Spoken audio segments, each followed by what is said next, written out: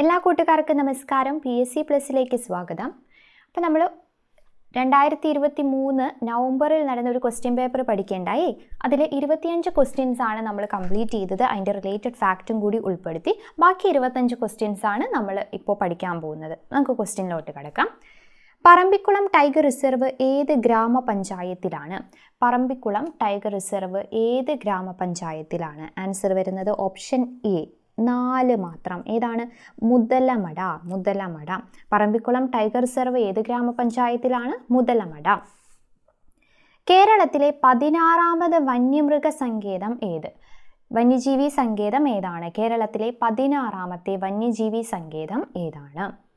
ഏതാണ്? Option C Malabar വന്യജീവി സങ്കേതം. അതായത് മലബാർ വന്യജീവി സങ്കേതമാണ്. നമ്മൾ കേരളത്തിലെ വന്യജീവി സങ്കേതങ്ങൾ എന്ന് പറയുന്ന ഒരു ടോപ്പിക് വൈസ് ക്ലാസ് എടുത്തിട്ടുണ്ട്. അതിൽ ഡീറ്റെയിൽ ആയിട്ട് ഫസ്റ്റ് ഏതാണ്, സെക്കൻഡ് ഏതാണ്, അങ്ങനെ ഇപ്പോൾ ഉള്ള ഏറ്റവും അവസാനം കരിമ്പുഴ അല്ലേ, ആ കരിമ്പുഴ വരെ നമ്മൾ ഡീറ്റെയിൽ ആയിട്ട് എടുത്തിട്ടുണ്ട്. 18ാമത്തെ കരിമ്പുഴ. ഇവിടെ നമ്മളോട് ചോദിച്ചിട്ടുള്ള 16ാമത്തെയാണ്. 16ാമത്തെ ഏതാണ്? മലബാർ വന്യജീവി സങ്കേതം അല്ലേ. 16 മലബാറാണ്. മലബാർ വന്യജീവി സങ്കേതം 2010 ആണ് കേട്ടോ. വർഷം 2010.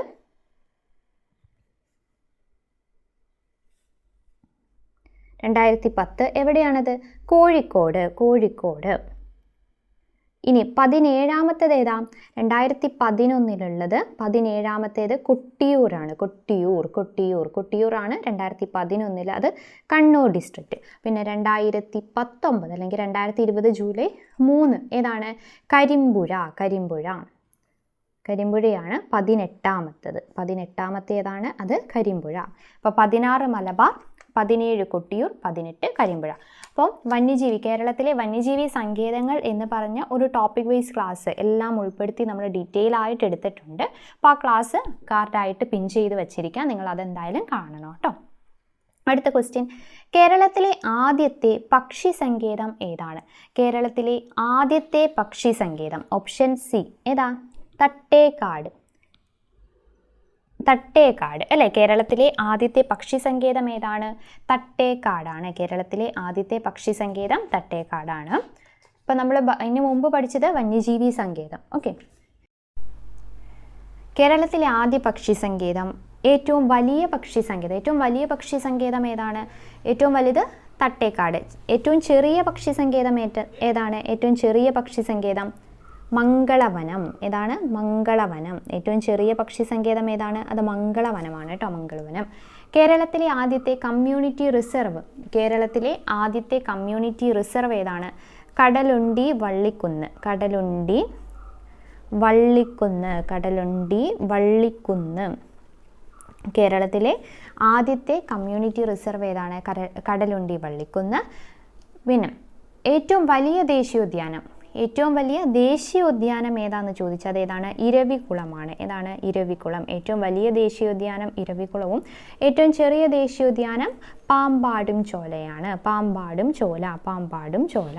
ഏറ്റവും ചെറിയ ദേശീയോദ്യാനം പാമ്പാടും ചോല, ഏറ്റവും വലിയ ദേശീയോദ്യാനം ഇരവികുളം. പിന്നെ കേരളത്തിലെ ആദ്യത്തെ ദേശീയോദ്യാനം ഏതാണെന്ന് ചോദിച്ചാൽ അതേതാണ്? ഇരവികുളം. അടുത്ത ചോദ്യം. കേരളത്തിലെ ഏറ്റവും വലിയ ദേശീയോദ്യാനം നമ്മളിപ്പോൾ പറഞ്ഞുള്ളൂ. ഏത് ആൻസർ വരുന്നത്? കേരളത്തിലെ ഏറ്റവും വലിയ ദേശീയോദ്യാനം ആൻസർ ഓപ്ഷൻ സി അല്ലേ, 2. ഏതാണ്? ഇരവികുളം. കേരളത്തിലെ ഏറ്റവും വലിയ ദേശീയോദ്യാനം ഇരവികുളമാണ്. ഏറ്റവും ചെറിയ ദേശീയോദ്യാനം പാമ്പാടും ചോലയാണ്. അങ്ങനെയാണെങ്കിൽ ഏറ്റവും വലിയ വന്യജീവി സങ്കേതം ഏതാ?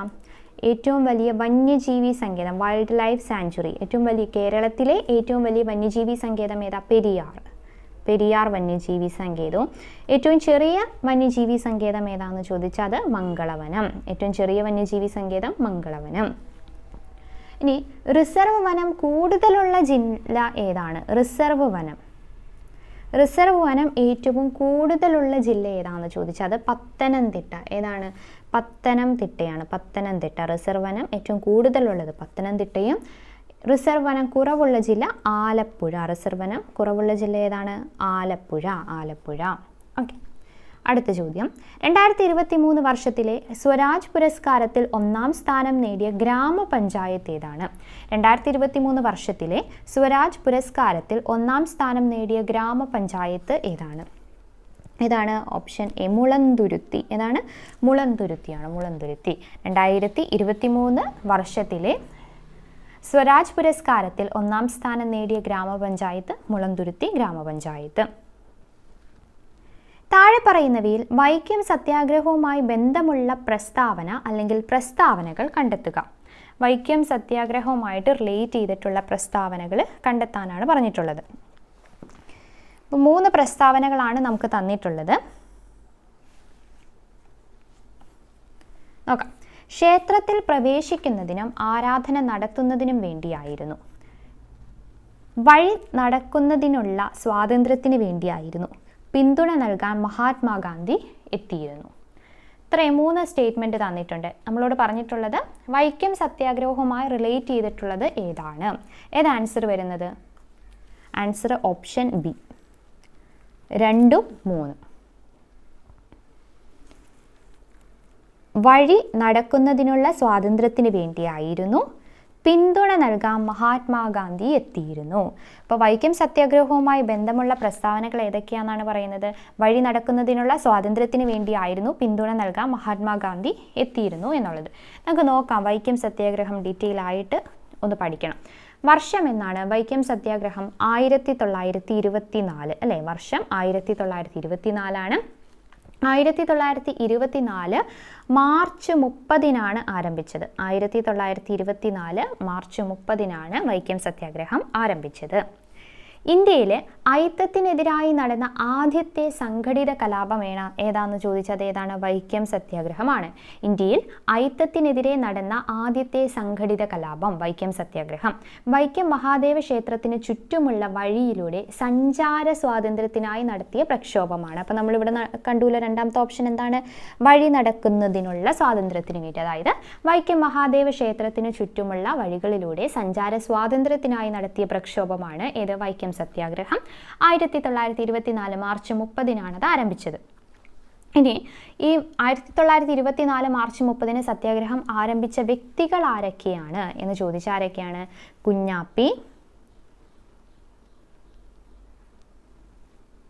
കുഞ്ഞാപ്പി, ബാഹുലേയൻ, ഗോവിന്ദ പണിക്കർ.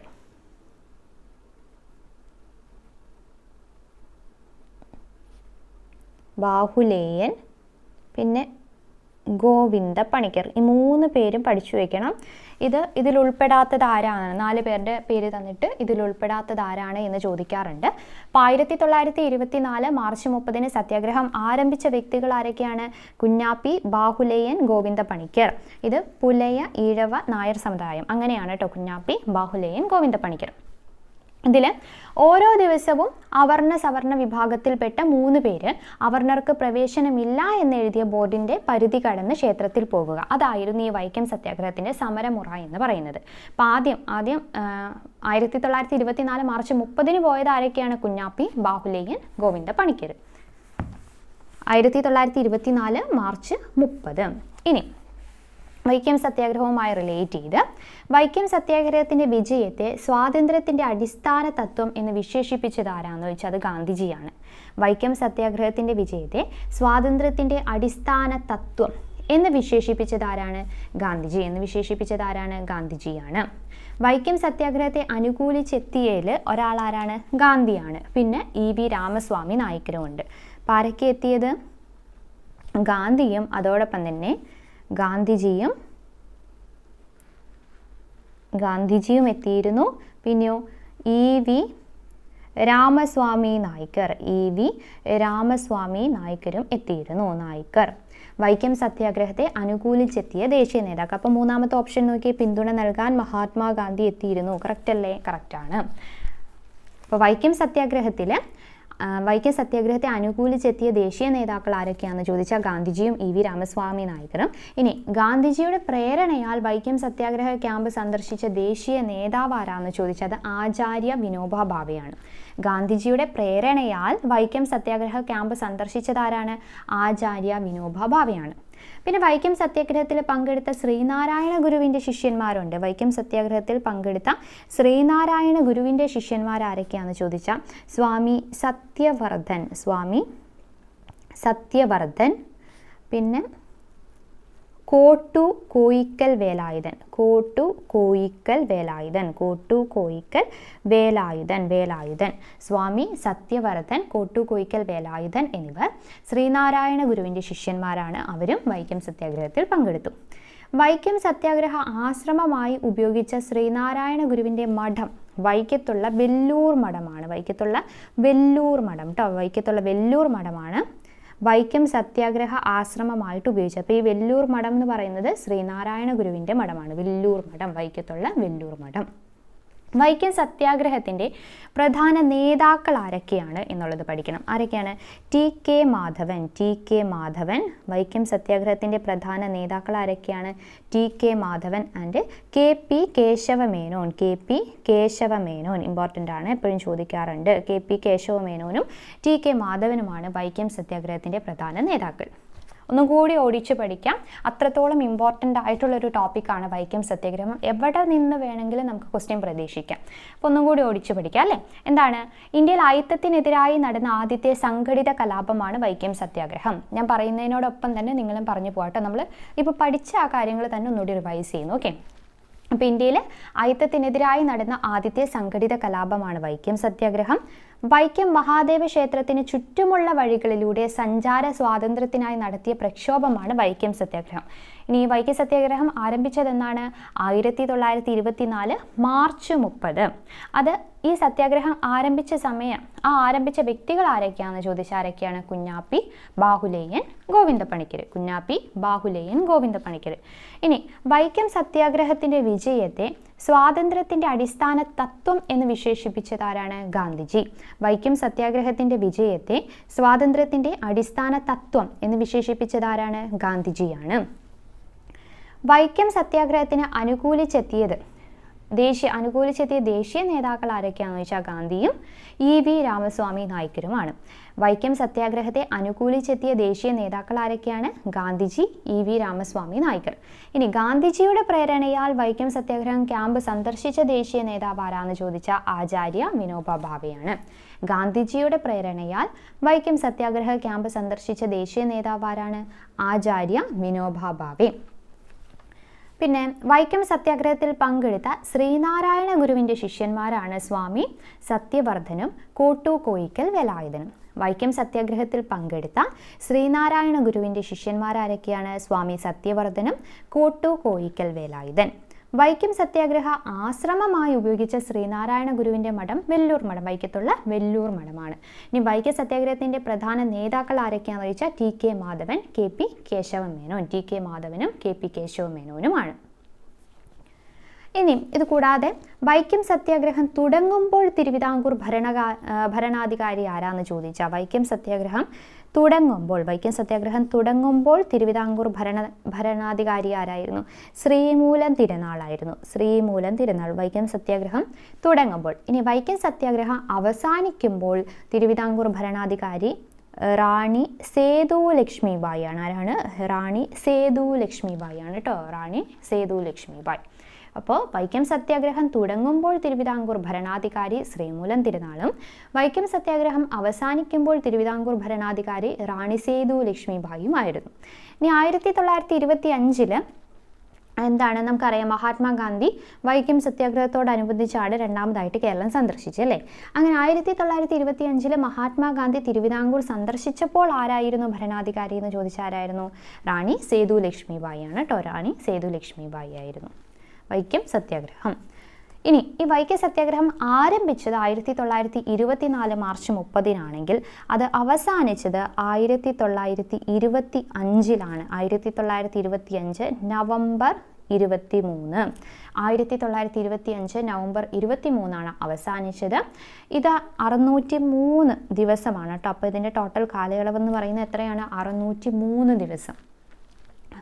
വൈക്കം ക്ഷേത്രത്തിൻ്റെ കിഴക്കേ നട ഒഴികെയുള്ള നിരത്തുകൾ ജാതിമത ഭേദമന്യേ എല്ലാവർക്കും തുറന്നു കൊടുത്തതും എന്നാണ് ഈ 1925 നവംബർ 23. 1925 നവംബർ 23. വൈക്കം സത്യാഗ്രഹികൾക്ക് സൗജന്യ ഭക്ഷണശാല തുറന്ന് സഹായം നൽകിയവർ ആരാണ്? വൈക്കം വൈക്കം സത്യാഗ്രഹികൾക്ക് സൗജന്യ ഭക്ഷണശാല തുറന്ന് സഹായം നൽകിയവരാരാണ്? അകാലികളാണ്. അകാലികൾ ആരാണ്? അകാലികൾ കേട്ടോ. പിന്നെ EV രാമസ്വാമി നായ്ക്കരുടെ പ്രതിമ സ്ഥാപിച്ചിരിക്കുന്നത് എവിടെയാ? വൈക്കം സത്യാഗ്രഹം. പെരിയോർ, വൈക്കം ഹീറോ, വൈക്കം വീരർ എന്നൊക്കെ അറിയപ്പെടുന്നത് ആരാണ്? EV രാമസ്വാമി നായ്ക്കരാണ്. മധുരയിൽ നിന്ന് വൈക്കത്തേക്ക് ജാഥ നയിച്ചതും ആരാണ്? EV രാമസ്വാമി നായ്ക്കരാണ് കേട്ടോ. മധുരയിൽ നിന്ന് വൈക്കത്തേക്ക് ജാഥ നയിച്ചത് EV രാമസ്വാമി നായ്ക്കരാണ്. ഓക്കെ, അപ്പോൾ വൈക്കം സത്യാഗ്രഹവുമായി റിലേറ്റ് ചെയ്തിട്ടുള്ള ഒരുവിധം എല്ലാ കാര്യങ്ങളും പഠിച്ചു എന്ന് വിചാരിക്കുന്നു. അടുത്ത ക്വസ്റ്റ്യൻ നോക്കാം. 32ാമത്തെ ചോദ്യം. തെറ്റായ പ്രസ്താവന അല്ലെങ്കിൽ പ്രസ്താവനകൾ കണ്ടെത്തുക. തെറ്റായതാണ് ചോദിച്ചിട്ടുള്ളത്. നമുക്ക് നോക്കാം. പയ്യന്നൂരിൽ K കേളപ്പൻ്റെ നേതൃത്വത്തിലായിരുന്നു ഉപ്പ് നിയമം ലംഘിച്ചത്. പയ്യന്നൂരിൽ. കോഴിക്കോട് മുഹമ്മദ് അബ്ദുറഹ്മാൻ്റെ നേതൃത്വത്തിലായിരുന്നു ഉപ്പ് നിയമം ലംഘിച്ചത്. ശംഖുമുഖത്ത് P കൃഷ്ണപിള്ളയുടെ നേതൃത്വത്തിലായിരുന്നു ഉപ്പ് നിയമം ലംഘിച്ചത്. അപ്പോൾ ഓരോ സ്ഥലത്തും ഉപ്പ് നിയമം ലംഘിച്ചത് ആരുടെ നേതൃത്വത്തിലായിരുന്നു എന്നുള്ളതാണ് ഇവിടെ വരുന്നത് അല്ലേ. അപ്പോൾ ഇതിൽ നമ്മളോട് എന്താ ചോദിച്ചിട്ടുള്ളത്? തെറ്റായ പ്രസ്താവന ഏതാണ്? തെറ്റായത് ഓപ്ഷൻ C 3 മാത്രം. ഏതാണ്? ഇതാണ് തെറ്റ്. ശംഖുമുഖത്ത് P കൃഷ്ണപിള്ളയുടെ നേതൃത്വത്തിലായിരുന്നു, അതാണ് തെറ്റായിട്ടുള്ളത്. അപ്പോൾ നമുക്ക് നോക്കാം. അപ്പോൾ ആദ്യത്തെ രണ്ടെണ്ണം ശരിയായത് ആദ്യം തന്നെ നോക്കാം. എന്താണ്? പയ്യന്നൂരിൽ ഉപ്പ് നിയമം ലംഘിച്ചത് ആരുടെ നേതൃത്വത്തിലായിരുന്നു? K കേളപ്പൻ. കോഴിക്കോട് മുഹമ്മദ് അബ്ദുറഹ്മാൻ്റെ. കോഴിക്കോട് മുഹമ്മദ് അബ്ദുറഹ്മാൻ, പയ്യന്നൂര് K കേളപ്പൻ്റെ നേതൃത്വത്തിൽ. ഉപ്പ് സത്യാഗ്രഹം. കേരളത്തിലെ ഉപ്പ് സത്യാഗ്രഹത്തെ പറ്റിയിട്ട് ഇമ്പോർട്ടൻ്റ് ആയ കാര്യങ്ങളും പഠിച്ചു പോകാം. കേരളത്തിൽ ഉപ്പ് സത്യാഗ്രഹം ആരംഭിച്ചതെന്നാണ്? കേരളത്തിൽ ഉപ്പ് സത്യാഗ്രഹം ആരംഭിച്ചത് 1930 ഏപ്രിൽ 13. 1930 ഏപ്രിൽ 13 കേരളത്തിൽ ഉപ്പ് സത്യാഗ്രഹം ആരംഭിച്ചത്. കേരളത്തിൽ ഉപ്പ് സത്യാഗ്രഹത്തിന് നേതൃത്വം കൊടുത്തത് ആരാണ്? K കേളപ്പനാണ് ഉപ്പ് സത്യാഗ്രഹത്തിന് നേതൃത്വം കൊടുത്തത്. ഇനി ഇദ്ദേഹത്തിനൊപ്പം K കേളപ്പനൊപ്പം പങ്കെടുത്തത് ആരൊക്കെയാണെന്ന് വെച്ചാൽ P Krishnapillai, K Kunjappan Nambiar, P Keshavan Nambiar, PC Kunhiraman Nambiar. കേരളത്തിൽ ഉപ്പ് സത്യാഗ്രഹത്തിൻ്റെ പ്രധാന വേദി ഏതായിരുന്നു, അല്ലെങ്കിൽ പ്രധാന കേന്ദ്രം ഏതായിരുന്നു? പയ്യന്നൂർ അല്ലേ. പയ്യന്നൂരായിരുന്നു. പയ്യന്നൂരിലെ ഉളിയത്ത് കടവാണ് കേട്ടോ. പയ്യന്നൂരിലെ ഉളിയത്ത് കടവാണ് പ്രധാന കേന്ദ്രം. രണ്ടാം ബർദോളി എന്നറിയപ്പെടുന്നത് ഏതാണ്? ഈ പയ്യന്നൂരാണ്. ഈ പയ്യന്നൂരിൽ നേതൃത്വം നൽകിയത് ആരാണ്? അതാണ് നമ്മൾ ക്വസ്റ്റ്യനിൽ കണ്ടത്. ആരാണ്? K കേളപ്പൻ. പയ്യന്നൂരിൽ K കേളപ്പനാണ് നേതൃത്വം നൽകിയത്. ഇനി കോഴിക്കോട് ജില്ലയിൽ നേതൃത്വം നൽകിയത് ആരാണ്? അത് നമ്മൾ കണ്ടതാണ്. കോഴിക്കോട് മുഹമ്മദ് അബ്ദുറഹ്മാനാണ് കോഴിക്കോട് മുഹമ്മദ് അബ്ദുറഹ്മാൻ. ഇനി കേരളത്തിൽ ഉപ്പ് സത്യാഗ്രഹത്തിലുടനീളം ആലപിച്ച ഗാനം ഏതാണ്? അംശി നാരായണപിള്ളയുടെ വരിക വരിക സഹചരെ എന്നുള്ളതാണ്. അംശി നാരായണപിള്ളയുടെ വരിക വരിക സഹചരെ എന്ന് പറയുന്ന ഗാനമാണ് കേരളത്തിലെ ഉപ്പ് സത്യാഗ്രഹത്തിലുടനീളം ആലപിച്ചത്. ഇനി പാലക്കാട് നിന്നും പയ്യന്നൂരിലേക്ക് സത്യാഗ്രഹം. പാലക്കാട് നിന്നും ആരാണ്? കോഴിക്കോട് മുഹമ്മദ് അബ്ദുറഹ്മാനാന്ന് പറഞ്ഞു. പാലക്കാട് നിന്നും പയ്യന്നൂരിലേക്ക് സത്യാഗ്രഹ ജാഥ നയിച്ചത് ആരാണ്? TR കൃഷ്ണസ്വാമി അയ്യറാണ്. TR കൃഷ്ണസ്വാമി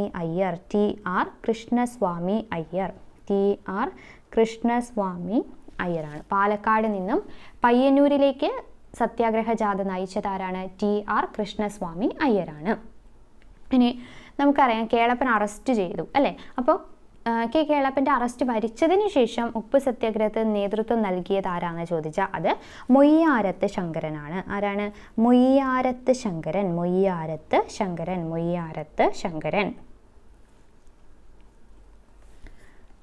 കേരളത്തിൽ ഉപ്പ് സത്യാഗ്രഹ സ്മാരകം സ്ഥിതി ചെയ്യുന്നത് ഉളിയത്ത് കടവാണ്. ഉപ്പ് സത്യാഗ്രഹ സ്മാരകം എവിടെയാണ് സ്ഥിതി ചെയ്യുന്നത്? ഉളിയത്ത് കടവ്. നമ്മൾ ആദ്യമേ പറഞ്ഞു അല്ലേ. ഉളിയത്ത് കടവ് എവിടെയാണ്? പയ്യന്നൂരാണ്. ഉളിയത്ത് കടവ് പയ്യന്നൂർ. അടുത്ത ചോദ്യം. താഴെ പറയുന്നവയിൽ വസ്ത്രം ധരിക്കാനുള്ള സ്വാതന്ത്ര്യത്തിന് വേണ്ടി നടന്ന സമരം ഏതായിരുന്നു? വസ്ത്രം ധരിക്കാനുള്ള സ്വാതന്ത്ര്യം അതിനു വേണ്ടി നടന്ന സമരം ഏതായിരുന്നു? ഓപ്ഷൻ എ ചാന്നാർ ലഹള അല്ലേ. ചാന്നാർ ലഹളയുടെ വർഷം 1859. ചാന്നാർ ലഹള 1859. ഇതിൽ ചാന്നാർ ലഹളയെ എന്തൊക്കെ അറിയപ്പെടും? മേൽമുണ്ട് സമരം, മാറുമറയ്ക്കൽ സമരം എന്നീ പേരുകളിലൊക്കെ അറിയപ്പെടുന്നത് ഏതാണ്? ചാന്നാർ ലഹളയാണ്. ഇനി എല്ലാ ജാതിയിൽപ്പെട്ട സ്ത്രീകൾക്കും മേൽവസ്ത്രം ധരിക്കാൻ അനുവാദം നൽകിയതെന്നാണ് ചോദിച്ചാൽ അത് 1859 ജൂലൈ 26 എന്നാണ്. ജൂലൈ 26 അനുവാദം നൽകിയ രാജാവ്, തിരുവിതാംകൂർ രാജാവ് ഉത്രം തിരുനാൾ മാർത്താണ്ഡവർമ്മയാണ്. ആരാണ്? ഉത്രം തിരുനാൾ മാർത്താണ്ഡവർമ്മ. ഉത്രം തിരുനാൾ മാർത്താണ്ഡവർമ്മ. മേൽമുണ്ട് കലാപം അല്ലെങ്കിൽ മേൽമുണ്ട് സമരം എന്നൊക്കെ അറിയപ്പെടുന്നത് ഏതാണ്? ചാന്നാർ ലഹളയാണ്, 1859. പിന്നെ ഒന്നാം ചാന്നാർ ലഹള എന്ന് പറഞ്ഞ് ചോദിക്കാറുണ്ട്. ഒന്നാം ചാന്നാർ ലഹള നടന്നത് 1822 കേട്ടോ. ഒന്നാം ചാന്നാർ ലഹള നടന്നത് 1822. ചാന്നാർ ലഹളയ്ക്ക് പ്രചോദനമായ ആത്മീയ നേതാവ് വൈകുണ്ഠസ്വാമി. ചാന്നാർ ലഹളയ്ക്ക് പ്രചോദനമായ ആത്മീയ നേതാവ് ആരാണ്? വൈകുണ്ഠസ്വാമിയാണ്. അടുത്ത ചോദ്യം, ഇന്ത്യൻ നാഷണൽ ആർമിയുമായി ബന്ധപ്പെട്ട് പ്രവർത്തിച്ച മലയാളി വനിത ആരായിരുന്നു? ഇന്ത്യൻ നാഷണൽ ആർമിയുമായി ബന്ധപ്പെട്ട് പ്രവർത്തിച്ച വനിത ആരായിരുന്നു? ആരാണ്? Option C captain Lakshmi. Captain ലക്ഷ്മിയാണ്. ഓപ്ഷൻ സി ക്യാപ്റ്റൻ ലക്ഷ്മിയാണ് ഇന്ത്യൻ നാഷണൽ ആർമിയുമായി ബന്ധപ്പെട്ട് പ്രവർത്തിച്ച മലയാളി വനിത. ഇന്ത്യൻ നാഷണൽ ആർമിയുടെ വർഷം 1942. ഇന്ത്യൻ നാഷണൽ ആർമി എന്ന ആശയം ആദ്യമായി മുന്നോട്ട് വച്ചത് ക്യാപ്റ്റൻ മോഹൻ സിംഗ് ആണ്. ആരാണ്? ക്യാപ്റ്റൻ മോഹൻ സിംഗ് ആണ് ഇന്ത്യൻ നാഷണൽ ആർമി എന്ന ആശയം ആദ്യമായി മുന്നോട്ട് വച്ചത്. ഈ INA അഥവാ ഇന്ത്യൻ നാഷണൽ ആർമിയുടെ മുൻഗാമി എന്നറിയപ്പെടുന്നത് ഇന്ത്യൻ ഇൻഡിപെൻഡൻസ് ലീഗ് ആണ്. ഏതാണ്? Indian independence league. ഒന്നുകൂടി പറയാം, ഇന്ത്യൻ നാഷണൽ ആർമി എന്ന ആശയം ആദ്യമായി മുന്നോട്ട് വെച്ചത് ക്യാപ്റ്റൻ മോഹൻ സിംഗും ഇന്ത്യൻ നാഷണൽ ആർമിയുടെ മുൻഗാമി എന്നറിയപ്പെടുന്നത് ഇന്ത്യൻ ഇൻഡിപെൻഡൻസ് ലീഗുമാണ്. Indian independence league. പിന്നെ ഇന്ത്യൻ നാഷണൽ ആർമിക്ക് മറ്റൊരു പേരുണ്ട്, അതാണ് ആസാദ് ഹിന്ദ് ഫൗജ്. ഇന്ത്യൻ നാഷണൽ ആർമിയുടെ മറ്റൊരു പേരെന്താണ്? ആസാദ് ഹിന്ദ് ഫൗജ്. എന്താണ്? ആസാദ് ഹിന്ദ് ഫൗജ്. ആസാദ് ഹിന്ദ് ഫൗജ്. ഇപ്പം നമ്മൾ 1942 എന്ന് പറഞ്ഞല്ലോ. തൊട്ടടുത്ത വർഷം, അതായത് 1943 സുഭാഷ് ചന്ദ്രബോസ് INAയുമായിട്ട് ബന്ധപ്പെട്ട് പ്രവർത്തിച്ചു തുടങ്ങി. സുഭാഷ് ചന്ദ്രബോസ് INAയുമായി ബന്ധപ്പെട്ട് പ്രവർത്തിച്ചു തുടങ്ങിയത് എന്നാണ് ചോദിച്ചാൽ അത് 1943 കേട്ടോ. 1943. പിന്നെ INAയുടെ നേതൃത്വത്തിൽ സുഭാഷ് ചന്ദ്രബോസിനൊപ്പം സായുധ പോരാട്ടത്തിൽ സജീവമായി പങ്കെടുത്ത വനിതയാണ് ക്യാപ്റ്റൻ ലക്ഷ്മി. അടുത്ത ചോദ്യം, ശ്രീനാരായണ ഗുരുവുമായി ബന്ധമില്ലാത്ത പ്രസ്താവന അല്ലെങ്കിൽ പ്രസ്താവനകൾ കണ്ടെത്തുക. ബന്ധമില്ലാത്ത പ്രസ്താവനയാണ് കണ്ടെത്താൻ പറഞ്ഞിട്ടുള്ളത്. ബന്ധമില്ലാത്ത പ്രസ്താവനകൾ നമുക്ക് നോക്കാം. പ്രസ്താവനകൾ: മനുഷ്യത്വമാണ് മനുഷ്യന്റെ ജാതി എന്ന് പ്രഖ്യാപിച്ചു. അരുവിപ്പുറത്ത് ശിവപ്രതിഷ്ഠ നടത്തി. സാധുജന പരിപാലന സംഘം സ്ഥാപിച്ചു. എന്താ പറഞ്ഞിട്ടുള്ളത്? ശ്രീനാരായണ ഗുരുവുമായി ബന്ധമില്ലാത്ത പ്രസ്താവനകൾ കണ്ടെത്തുക.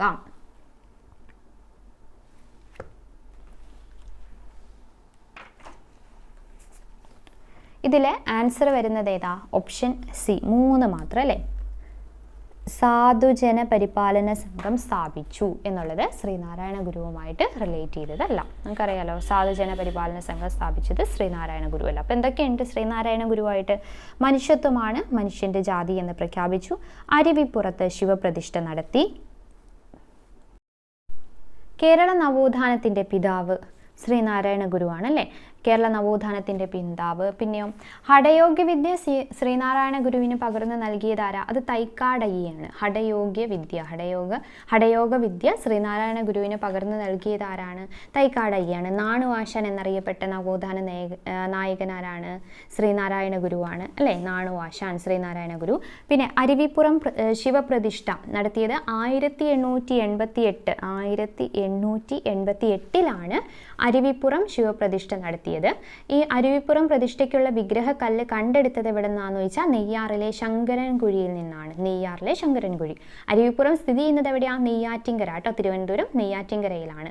പിന്നെ ആലുവ അദ്വൈത ആശ്രമം മുന്നോട്ട് വയ്ക്കുന്ന ആപ്തവാക്യം എന്താണെന്ന് വെച്ചാൽ ഓം സാഹോദര്യം സർവത്ര. ഓം സാഹോദര്യം സർവത്ര എന്നുള്ളതാണ് ആലുവ അദ്വൈത ആശ്രമം മുന്നോട്ട് വയ്ക്കുന്നത്.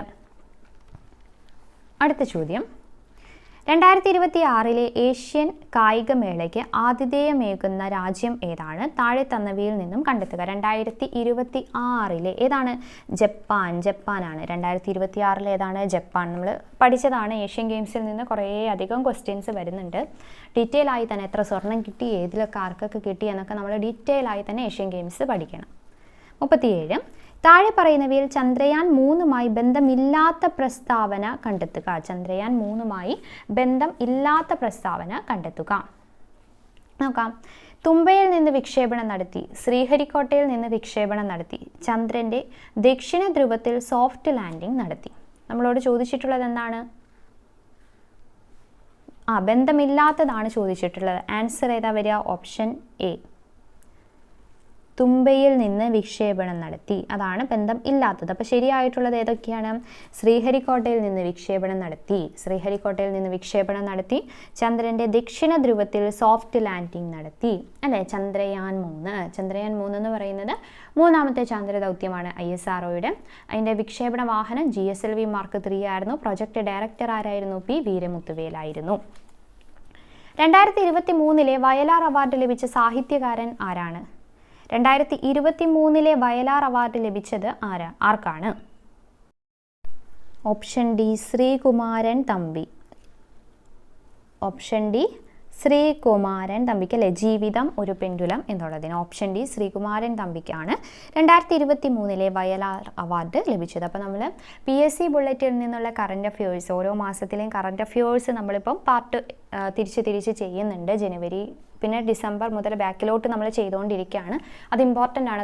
അപ്പോൾ ഈ നമ്മൾ നവംബറിൽ പഠിച്ചപ്പോൾ കുറേ അധികം ഫാക്റ്റ് നവംബറിൽ നമുക്ക് പഠിക്കാനുണ്ട്. അപ്പോൾ ഇതുപോലെയുള്ള ഇപ്പോൾ അവാർഡുകൾ അല്ലെങ്കിൽ പ്രത്യേകമായിട്ടുള്ള കാര്യങ്ങൾ, ഇപ്പോൾ കേരള പ്രഭ പുരസ്കാരം 2023 അങ്ങനെയുള്ളതൊക്കെ വരുമ്പോൾ നിങ്ങൾ ഡീറ്റെയിൽ ആയിട്ട് അതൊന്ന് എഴുതിയെടുക്കാൻ വേണ്ടി ശ്രദ്ധിക്കുക. ഇമ്പോർട്ടൻ്റ് എന്ന് പറയുന്നതെങ്കിലും നിങ്ങൾ എഴുതിയെടുക്കുക. അല്ലെങ്കിൽ വീഡിയോ ഒരു 2-3 തവണ കേട്ട് കഴിഞ്ഞാൽ ബാക്കിയുള്ള കാര്യങ്ങൾ നമുക്ക് ഐഡൻറ്റിഫൈ ചെയ്യാൻ വേണ്ടി പറ്റും. 2023 നവംബർ മാസത്തിൽ തിരഞ്ഞെടുപ്പ് നടക്കാൻ പോകുന്ന സംസ്ഥാനം കണ്ടെത്തുക. തിരഞ്ഞെടുപ്പ് നടക്കാൻ പോകുന്നത് Telangana. Option C Telangana. Option C Telangana. 40 താഴെ പറയുന്നവയിൽ നിന്ന് ശരിയായ പ്രസ്താവന അല്ലെങ്കിൽ പ്രസ്താവനകൾ കണ്ടെത്തുക. എന്താണിത്? കമ്പ്യൂട്ടറിൽ ശബ്ദം റെക്കോർഡ് ചെയ്യുന്നതിന് ഉപയോഗിക്കുന്ന സോഫ്റ്റ്വെയർ ആണ് ഒഡാസിറ്റി. കമ്പ്യൂട്ടറിൽ ദൃശ്യം റെക്കോർഡ് ചെയ്യുന്നതിന് ഉപയോഗിക്കുന്ന സോഫ്റ്റ്വെയർ ആണ് ഒഡാസിറ്റി. കമ്പ്യൂട്ടറിൽ ചിത്രങ്ങൾ വരയ്ക്കുന്നതിന് ഉപയോഗിക്കുന്ന സോഫ്റ്റ്വെയർ ആണ് ഒഡാസിറ്റി. ഇതിലേതാണ് ശരിയായിട്ടുള്ളത്? ഓപ്ഷൻ എ, അല്ലേ? 1 മാത്രം. ശബ്ദം റെക്കോർഡ് ചെയ്യുന്നതിന് ഉപയോഗിക്കുന്ന സോഫ്റ്റ്വെയർ ആണ് ഒഡാസിറ്റി. ശബ്ദം റെക്കോർഡ് ചെയ്യുന്നതിന് ഉപയോഗിക്കുന്നതാണ് ഇത് ഒഡാസിറ്റി. അടുത്ത് 41ാമത്തെ ചോദ്യം. ഇനി സയൻസ് റിലേറ്റഡ് ക്വസ്റ്റ്യൻ ആണ് കേട്ടോ. 41ാമത്തെ. ശരീര വളർച്ചയ്ക്ക് സഹായിക്കുന്ന പോഷക ഘടകം ഏത്? ശരീര വളർച്ചയ്ക്ക് സഹായിക്കുന്ന പോഷക ഘടകം ഏതാണ്? പ്രോട്ടീൻ ആണ്. ശരീര വളർച്ചയ്ക്ക് സഹായിക്കുന്നത് പ്രോട്ടീൻ. രക്തം കട്ട പിടിക്കാൻ സഹായിക്കുന്ന വിറ്റാമിൻ ഏതാണ്? എപ്പോഴും ചോദിക്കുന്ന ക്വസ്റ്റ്യൻ ആണ്, അല്ലേ? രക്തം കട്ട പിടിക്കാൻ സഹായിക്കുന്ന വിറ്റാമിൻ ഏതാണ്? രക്തം കട്ട പിടിക്കാൻ സഹായിക്കുന്ന വൈറ്റമിൻ ഏതാണ്? ഓപ്ഷൻ സി വൈറ്റമിൻ കെ ആണ്. കെ, കട്ട, അല്ലേ? നമ്മൾ അങ്ങനെ പഠിക്കാറുണ്ടല്ലോ. രക്തം കട്ട പിടിക്കാൻ സഹായിക്കുന്ന വൈറ്റമിൻ ഏതാണ്? വൈറ്റമിൻ കെ ആണ്. Vitamin K. വൈറ്റമിൻ കെയെ പറ്റി പറയുവാണെങ്കിൽ വൈറ്റമിൻ കെയുടെ ശാസ്ത്രീയ നാമം എന്താ? ഫില്ലോക്വിനോൺ. എന്താണ് വൈറ്റമിൻ കെയുടെ ശാസ്ത്രീയ നാമം? കൂടി എഴുതാം.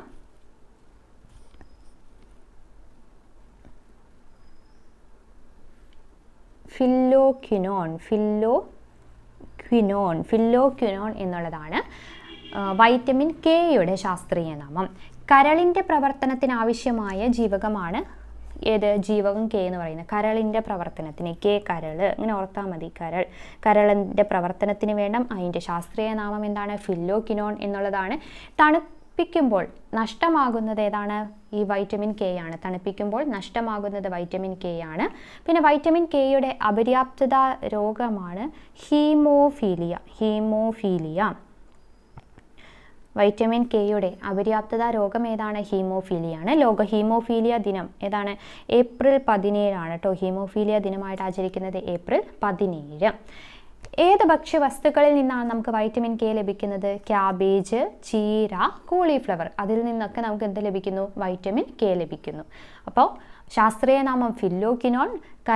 കരളിൻ്റെ പ്രവർത്തനങ്ങൾക്ക് ആവശ്യമായത് ഏതാണ്? വൈറ്റമിൻ കെ ആണ്. അടുത്ത ചോദ്യം,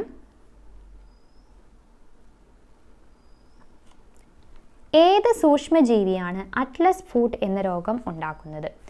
ഏത് സൂക്ഷ്മജീവിയാണ് അറ്റ്ലസ് ഫൂട്ട് എന്ന രോഗം ഉണ്ടാക്കുന്നത്? ഏതാണ്? ഓപ്ഷൻ ബി ഫംഗസ് ആണ്. Option B fungus. Atlas foot എന്ന രോഗം ഉണ്ടാക്കുന്നത് ഏതാണ്? ഫംഗസ് ആണ്. ഫംഗസ്. നമുക്ക് ബാക്ടീരിയ, പിന്നെ ഫംഗസ്, വൈറസ്, അതൊക്കെ ഇമ്പോർട്ടൻ്റ് ആണ് കേട്ടോ. ഓരോന്ന് തിരിച്ച് നമുക്ക് പഠിക്കാനുണ്ട്. അപ്പോൾ ഈ പൂപ്പലൊക്കെ ഉൾപ്പെടുന്ന വിഭാഗമാണ് ഫംഗസ് എന്ന് പറയുന്നത്. ഫംഗസ് ബാധിക്കുന്ന ശരീരഭാഗം ത്വക്കാണ്. ഈ ചുണങ്ങ്, വട്ടച്ചൊറി അങ്ങനെയുള്ളതൊക്കെ ഏതാണ്? ഫംഗസിൽ വരുന്നതാണ് കേട്ടോ. അടുത്തത്, പ്രമേഹ രോഗ ബോധവൽക്കരണത്തിന് ഉപയോഗിക്കുന്ന ലോഗോ ഏത്? പ്രമേഹ രോഗ ബോധവൽക്കരണത്തിന് ഉപയോഗിക്കുന്ന ലോഗോ ഏതാണ്? ഉപയോഗിക്കുന്ന ലോഗോ ഏതാണ്? ഏതാ? നീലവൃത്തം. ഓപ്ഷൻ ബി നീലവൃത്തമാണ്. ഓപ്ഷൻ ബി നീലവൃത്തം. ലോക പ്രമേഹ ദിനം എന്ന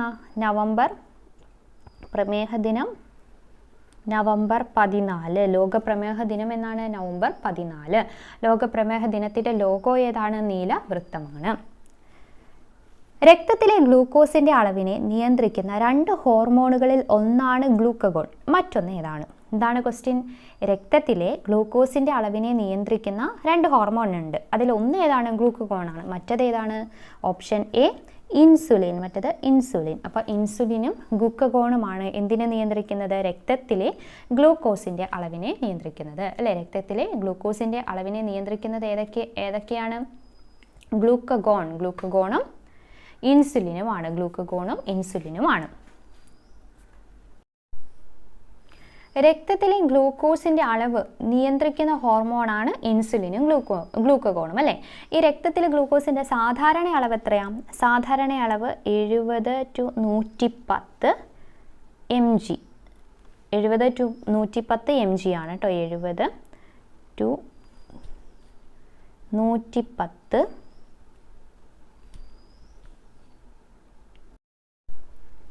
70 to 110 mg. 110 mg per 100 ml. ഇങ്ങനെ തന്നെ പഠിക്കണം കേട്ടോ. 70 to 110 mg. അത് നമ്മുടെ SCRT 10ാം ക്ലാസ്സിൽ പറഞ്ഞിട്ടുള്ളത് ഈ ഒരു കണക്കാണ്. 70 to 110 mg per 100 ml എന്ന് പറയുന്നത്. ഇതിൽ നമുക്കറിയാം പാൻക്രിയാസ് അല്ലേ? പാൻക്രിയാസിൻ്റെ സ്ഥാനം എന്ന് പറയുന്നത് എവിടെയാണ്? ആമാശയത്തിന് താഴെയാണ്. ഈ പാൻക്രിയാസ് ഗ്രന്ഥി സ്രവിക്കുന്ന ഹോർമോണാണ് ഇൻസുലിനും ഗ്ലൂക്കഗോണും. പാൻക്രിയാസ് ഗ്രന്ഥി സ്രവിക്കുന്നതാണ് ഇത് ഇൻസുലിനും ഗ്ലൂക്കഗോണും. പാൻക്രിയാസിൻ്റെ അന്തർസ്രാവി ഗ്രന്ഥിയായി പ്രവർത്തിക്കുന്നതിന് നമ്മൾ ഐലറ്റ്സ് ഓഫ് ലാംഗർഹാൻസ് എന്നാണ് പറയുന്നത്. എന്താ പറയുന്നത്? Islets of Langerhans. പാൻക്രിയാസിൻ്റെ അന്തർസ്രാവി ഗ്രന്ഥിയായി പ്രവർത്തിക്കുന്ന ഭാഗമാണ് ഐലറ്റ്സ് ഓഫ് ലാംഗർഹാൻസ് എന്ന് പറയുന്നത്. ഇതിൽ ഐലറ്റ്സ് ഓഫ് ലാംഗർഹാൻസിൽ 2 തരം കോശങ്ങൾ നമുക്ക് കാണാം. എന്തൊക്കെ? ആൽഫ കോശവും ബീറ്റ കോശവും. ആൽഫ കോശവും കാണാം, അതോടൊപ്പം തന്നെ ബീറ്റ കോശവും കാണാം. ഐലറ്റ്സ് ഓഫ് ലാംഗർഹാൻസിലെ ആൽഫ കോശത്തിൽ ഉൽപ്പാദിപ്പിക്കുന്ന ഹോർമോണാണ് ഗ്ലൂക്കഗോൺ. ആൽഫ കോശത്തിൽ ഉൽപ്പാദിപ്പിക്കുന്നതാണ് ഏത്? ഗ്ലൂക്കഗോൺ. ആൽഫ കോശത്തിൽ ഉൽപ്പാദിപ്പിക്കുന്നത് ഗ്ലൂക്കഗോൺ. കരളിൽ സംഭരിച്ചിരിക്കുന്ന ഗ്ലൈക്കോജനെ ഗ്ലൂക്കോസ് ആക്കി മാറ്റുന്നതും ഏതാണ്? ഈ ഗ്ലൂക്കഗോൺ ആണ്. കരളിൽ സംഭരിച്ചിരിക്കുന്ന ഗ്ലൈക്കോജനെ ഗ്ലൂക്കോസ് ആക്കി മാറ്റുന്നത് ഏത് ഹോർമോണാണ്? ഗ്ലൂക്കഗോൺ ആണ്. പിന്നെ രക്തത്തിലെ ഗ്ലൂക്കോസിന്റെ സാധാരണ അളവിനെ നിലനിർത്താൻ സഹായിക്കുന്നത് ഗ്ലൂക്കഗോൺ ആണ്. കോശങ്ങളുടെ ഗ്ലൂക്കോസ് ആഗിരണവും വിനിയോഗവും കുറയ്ക്കുന്നത് ആരാണ്? അതും ഗ്ലൂക്കഗോൺ ആണ്. ഇനി ഐലറ്റ്സ് ഓഫ് ലാംഗർഹാൻസിലെ ബീറ്റാ കോശങ്ങൾ ഉൽപ്പാദിപ്പിക്കുന്നതാണ് ഇൻസുലിൻ. ബീറ്റാ കോശങ്ങൾ ഉൽപ്പാദിപ്പിക്കുന്നത് ഇൻസുലിനും ആൽഫ കോശങ്ങൾ ഗ്ലൂക്കഗോണുമാണ്. ഗ്ലൂക്കോസിൻ്റെ ആന്തര സമസ്ഥിതി നിയന്ത്രിക്കുന്ന ഹോർമോണാണിത് ഇൻസുലിൻ എന്ന് പറയുന്നത്. അത് കരൾ കോശങ്ങളിലും അഡിപ്പോസൈറ്റിലും പ്രവർത്തിച്ച് കോശങ്ങളുടെ ഗ്ലൂക്കോസ് ആഗിരണവും വിനിയോഗവും വർദ്ധിപ്പിക്കുകയാണ് ചെയ്യുന്നത്. ഗ്ലൂക്കോസ് തന്മാത്രകളുടെ കോശത്തിനകത്തേക്കുള്ള പ്രവേശനം ത്വരിതപ്പെടുത്തുന്ന ഹോർമോണും ഏതാണ്? ഇൻസുലിനാണ്. ഏതാണ്? ഇൻസുലിൻ. പിന്നെ ഇൻസുലിൻ കണ്ടെത്തിയത് ഫെഡറിക് ബാൻറ്റിങ്ങും ചാൾസ് ബെസ്റ്റും കൂടിയാണ് ഏത് കണ്ടെത്തിയത്? ഇൻസുലിന് കണ്ടെത്തിയത്. അപ്പോൾ അത് ഓർക്കണം കേട്ടോ, ഇൻസുലിൻ കണ്ടെത്തിയത്. അടുത്ത ചോദ്യം, ചുവടെ തന്നിരിക്കുന്നവയിൽ ശ്വാസകോശ രോഗം ഏതാണ്? ശ്വാസകോശ രോഗം ഏതാണ്? ഇതിലേതാ വരുന്നത്? 46 ഓപ്ഷൻ സി, എംഫിസിമ. ശ്വാസകോശ രോഗം ഏതാണ്? എംഫിസിമയാണ്. ശ്വാസകോശ രോഗം എംഫിസിമയാണ്. ചുവടെ കൊടുത്തിരിക്കുന്നവയിൽ ശ്വാസകോശ രോഗമാണ് എംഫിസിമ. എന്താ എംഫിസിമ എന്ന് പറയുന്നത്? മാരകമായ ഒരു ശ്വാസകോശ രോഗമാണിത്. വായു അറകളുടെ ഭിത്തി നശിക്കുകയും ശ്വസന പ്രതലത്തിൻ്റെ വിസ്തീർണം കുറയുകയും ചെയ്യുന്നു. ഇതിൻ്റെ ഒരു പ്രധാന കാരണം പുകവലിയാണ്. എംഫിസിമ എങ്ങനെയാണ് വരുന്നത്? അപ്പോൾ പുകവലിക്കുമ്പോൾ നമ്മൾ സ്മോക്കിങ്ങിൻ്റെ പരസ്യം, സ്മോക്കിങ്ങിൻ്റെ അല്ല, അതിനെതിരെയുള്ള പരസ്യം കാണാറുണ്ടല്ലോ, അപ്പോൾ പറയാറുണ്ട് അല്ലേ എംഫിസിമ. അപ്പോൾ എംഫിസിമ എന്ന് പറയുന്നത് പുകവലി ആണ് അതിൻ്റെ പ്രധാന കാരണം. പുകയിലയിലെ വിഷപദാർത്ഥങ്ങൾ വായു അറകളുടെ ഇലാസ്തികത നശിപ്പിക്കുന്നത് മൂലം അവ പൊട്ടി വൈറ്റൽ കപ്പാസിറ്റി കുറയുന്ന രോഗമാണ് എംഫിസിമ എന്ന് പറയുന്നത്. പിന്നെ ഇത് മാത്രമല്ല, ഇത് കൂടാതെ ഏതൊക്കെയാണ് ഈ ശ്വസന വ്യൂഹത്തിൽ വരുന്ന പ്രശ്നങ്ങൾ ഏതൊക്കെയാണ്? ആസ്മ, പിന്നെയോ ബ്രോങ്കൈറ്റീസ്, അതൊക്കെ ഏതിൽ വരുന്നതാണ്? ഈ ശ്വസന വ്യവസ്ഥയിൽ ഉണ്ടാകുന്ന തകരാറുകളിൽ വരുന്നതാണ്. 47 ഡയബറ്റിസ് ഇൻസിപ്പിഡസ് എന്ന അവസ്ഥയുടെ പ്രത്യേകത എന്താണ്? ഡയബറ്റിസ് ഇൻസിപ്പിഡസ് എന്ന അവസ്ഥയുടെ പ്രത്യേകത എന്താണ്? നോക്കാം. മൂത്രത്തിൽ പഞ്ചസാരയുടെ അളവ് കൂടുതൽ, ഗാഢത കൂടിയ മൂത്രം പുറന്തള്ളുന്നതിനുള്ള പ്രയാസം, മൂത്രത്തിലൂടെ അധികം ജലനഷ്ടം. ഏതാ വരുന്നത്? ഓപ്ഷൻ ഡി, മൂത്രത്തിലൂടെ അധികം ജലനഷ്ടം. ആ ഒരു പ്രത്യേകത അല്ലെങ്കിൽ ആ ഒരു അവസ്ഥയാണിത് ഡയബറ്റിസ് ഇൻസിപ്പിഡസ് എന്ന് പറയുന്നത്. ഡയബറ്റിസ് ഇൻസിപ്പിഡസ് എന്ന് പറയുന്നത്. അത് ADHൻ്റെ കുറവ് മൂലം ശരീരത്തിലെ ജലം ക്രമാതീതമായിട്ട് എന്ത് ചെയ്യും? മൂത്രത്തിലൂടെ പുറന്തള്ളുന്ന അവസ്ഥയാണ് ഡയബറ്റിസ് ഇൻസിപ്പിഡസ് എന്ന് പറയുന്നത്. അടുത്തത് ലെപ്റ്റോസ്പൈറ ബാക്ടീരിയ ഉണ്ടാക്കുന്ന രോഗം ഏതാണ്? ഏത് ഓപ്ഷനാണ് വരുന്നത്? 48 ഓപ്ഷൻ എ, എലിപ്പനി അല്ലേ? എലിപ്പനിയാണ് ലെപ്റ്റോസ്പൈറ ഉണ്ടാക്കുന്ന രോഗം ഏതാണ്? എലിപ്പനിയാണ്. എലിപ്പനിക്ക് എന്താ പറയുന്നത്? എലിപ്പനിയുടെ രോഗകാരി ഏതാണ്? ലെപ്റ്റോസ്പൈറ ഇക്ട്രോഹെമറാജിക്ക എന്നതാണ് രോഗകാരി, എലിപ്പനിയുടെ രോഗകാരി. അടുത്തത്, ഏത് രോഗത്തിനെ തടയാനാണ് BCG വാക്സിൻ എടുക്കുന്നത്?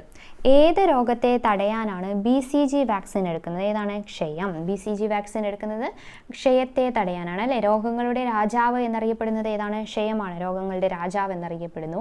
ക്ഷയരോഗം പ്രധാനമായും ബാധിക്കുന്നത് എവിടെയാണ്? ശ്വാസകോശം അല്ലേ? പിന്നെ ക്ഷയരോഗികൾക്ക് നൽകുന്ന ചികിത്സ ഏതാണ്? ഡോട്ട്സ് ചികിത്സയാണ്. ചോദിക്കാറുണ്ട് എപ്പോഴും ഡോട്ട്സ് ചികിത്സ. ക്ഷയരോഗികൾക്ക് നൽകുന്ന ചികിത്സ ഏതാണ്? ഡോട്ട്സ് ചികിത്സയാണ്. BCG വാക്സിൻ ക്ഷയത്തെ പ്രതിരോധിക്കാൻ എടുക്കുന്ന വാക്സിനാണ് BCG വാക്സിൻ എന്ന് പറയുന്നത്. എന്താ BCGയുടെ ഫുൾ ഫോം? ബാസിലസ് കാൽമിറ്റെ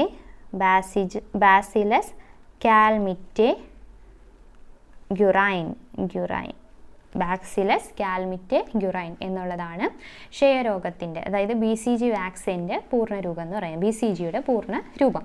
ലോകാരോഗ്യ സംഘടനയുടെ റിപ്പോർട്ട് പ്രകാരം ലോകത്തെ ഏറ്റവും കൂടുതൽ ആളുകൾ മരിക്കുന്നതിന് കാരണമായ രോഗം ഏതായിരുന്നു? ക്ഷയമായിരുന്നു കേട്ടോ. അടുത്ത ചോദ്യം, 50ാമത്തെ ചോദ്യം. ഇതും കൂടിയാണ് നമുക്ക് പഠിക്കാനുള്ളൂ. അപ്പോൾ നമ്മൾ ഡിസ്കസ് ചെയ്തപ്പോൾ നേരത്തെ പറഞ്ഞിട്ടുണ്ടായിരുന്നത് ഡ്രൈവറിൻ്റെ പോസ്റ്റിലേക്കുള്ള ഒരു ക്വസ്റ്റ്യൻ പേപ്പറാണ്. അതിൽ 50 മാർക്കിനുള്ളത് നമ്മുടെ GK റിലേറ്റ് ചെയ്തിട്ടുള്ള ജനറൽ PSCക്ക് വരുന്ന ക്വസ്റ്റ്യൻ. 50ാമത്തെയും കൂടിയാണ് നമുക്ക് നോക്കാനുള്ളത്. എന്താണ്? എൻഡോസൾഫാൻ ദുരിതബാധിതർക്കായി സംസ്ഥാന ഗവൺമെൻറ് നടപ്പാക്കിയ പദ്ധതി ഏതാണ്? എൻഡോസൾഫാൻ ദുരിതബാധിതർക്കായി സംസ്ഥാന സർക്കാർ ഏർപ്പെടുത്തിയ പദ്ധതി ഏതാണ്? ഇത് എപ്പോഴും ചോദിക്കാറുള്ളൊരു ക്വസ്റ്റ്യൻ ആണ്. ഏതാണ്?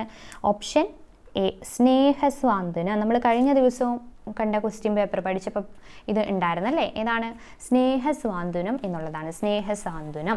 എൻഡോസൾഫാൻ മൂലം വൈകല്യം സംഭവിച്ചവർക്കും കിടപ്പിലായവർക്കും ഒക്കെയുള്ളൊരു ധനസഹായം നൽകുന്ന പദ്ധതിയാണ് ഈ സ്നേഹസാന്ത്വനം എന്ന് പറയുന്നത്. അങ്ങനെയാണെങ്കിൽ ആശ്വാസകിരണം. എന്താ ആശ്വാസകിരണം എന്ന് പറയുന്നത്? ആശ്വാസകിരണം പദ്ധതി അത് സംസ്ഥാനത്തെ 18 വയസ്സിന് താഴെയുള്ള അർബുദ, ഹൃദ്രോഗ, വൃക്കരോഗ ബാധിതരായ രോഗികൾക്ക് സൗജന്യ ചികിത്സ ഉറപ്പാക്കുന്ന പദ്ധതിയാണ് ആരോഗ്യ കിരണം എന്ന് പറയുന്നത്. നമ്മൾ ആശ്വാസ കിരണമല്ല. ആശ്വാസ കിരണം എന്താണ്? കിടപ്പ് രോഗികളെ ശുശ്രൂഷിക്കുന്നവർക്കുള്ള ഒരു പെൻഷൻ, പ്രതിമാസ പെൻഷൻ നൽകുന്ന പദ്ധതിയാണ് ആശ്വാസ കിരണം. മാറിപ്പോരുത് കേട്ടോ. ഒന്നും കൂടി പറയാം. ആശ്വാസ കിരണം എന്ന് പറയുന്നത് കിടപ്പ് രോഗികളെ ശുശ്രൂഷിക്കുന്നവർക്ക് പ്രതിമാസം പെൻഷൻ നൽകുന്ന പദ്ധതിയാണ് ആശ്വാസ കിരണം. ആരോഗ്യ കിരണം എന്ന് പറയുന്നത് സംസ്ഥാനത്ത് 18 വയസ്സിന് താഴെയുള്ള അർബുദ, ഹൃദ്രോഗ, വൃക്കരോഗ ബാധിതരായ രോഗികൾക്ക് സൗജന്യ ചികിത്സ നൽകുന്നതാണ് ആരോഗ്യ കിരണം എന്ന് പറയുന്നത്. ആരോഗ്യ കിരണം. ഓക്കെ, അപ്പോൾ ആശ്വാസ കിരണോ ആരോഗ്യ കിരണോ മനസ്സിലായല്ലോ.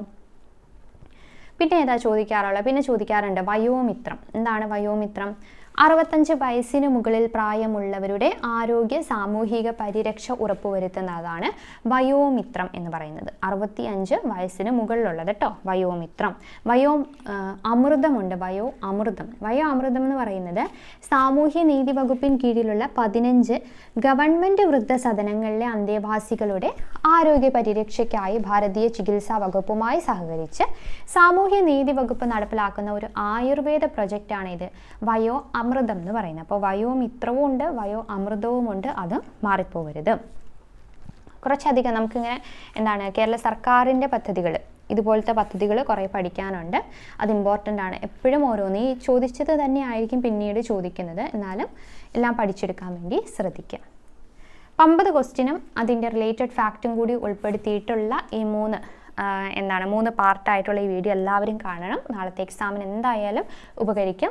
അപ്പോൾ കൂടെ ഉണ്ടായ റിലേറ്റഡ് ഫാക്റ്റും കൂടി നിങ്ങൾക്ക് പഠിച്ചു പോകാനും സാധിക്കും. അപ്പോൾ അടുത്ത ക്ലാസ്സിൽ വീണ്ടും കാണാം. എല്ലാവർക്കും ഈ ക്ലാസ് ഉപകാരപ്പെട്ടു എന്ന് വിശ്വസിക്കുന്നു. നമ്മുടെ ചാനൽ സബ്സ്ക്രൈബ് ചെയ്യാത്തവരുണ്ടെങ്കിൽ ഇപ്പോൾ തന്നെ സബ്സ്ക്രൈബ് ചെയ്യുക, കൂടെ കൂടുക. താങ്ക്